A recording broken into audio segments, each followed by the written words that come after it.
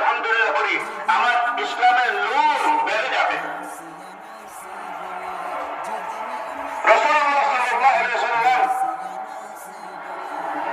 ঈমানের প্রবৃদ্ধির জন্য, ইসলামের ইন্ধন হওয়ার জন্য সব সময় মেহনত করতেন। সাহাবায়ে কেরাম মেহনত করতেন, আল্লাহ ওয়ালারা মেহনত করতেন। আমরা তো সেরকম মেহনত করতে পারছি না। অন্তত নিজের চোখের সামনে যেগুলো পড়ে, আমি যদি মুসলমান না হয়ে অন্য একটা জাতি হতাম, আল্লাহ মাফ করে চিন্তা করে দেখেন